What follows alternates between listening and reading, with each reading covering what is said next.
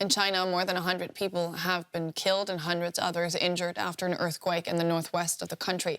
The 6.2 magnitude quake struck near the cities of Xining and Lanzhou at around midnight local time, causing damage to homes, roads and other infrastructure. China's president has ordered a full emergency response, but harsh winter conditions are complicating efforts, with temperatures dropping below -10 degrees Celsius overnight. People enjoying a late evening meal in China's northwest. Then this.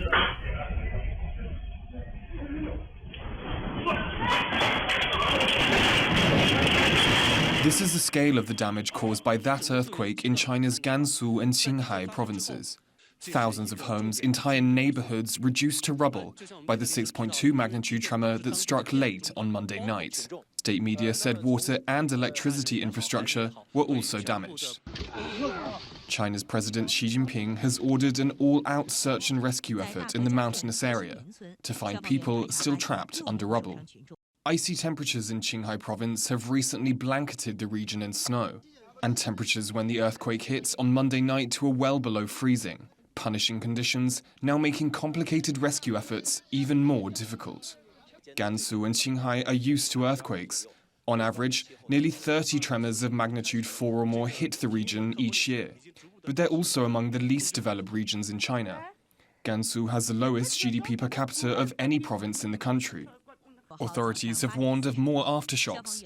At least 2 of magnitude 4 or higher have been recorded since the main quake. James Chater filed that report and joins us now from Taipei. James, what do we know about the scale of the destruction? Well, as you saw in my report there, the level of destruction has been pretty devastating.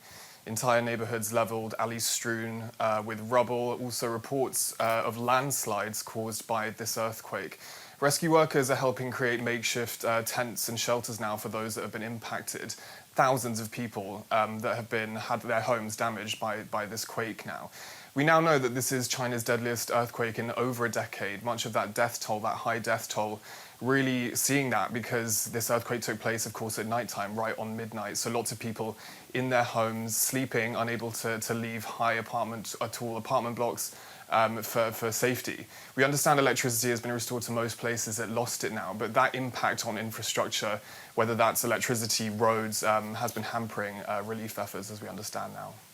Let's talk a little more about those relief efforts, because President Xi Jinping has called for an all-out search and rescue operation. We're talking about a remote, mountainous, freezing area.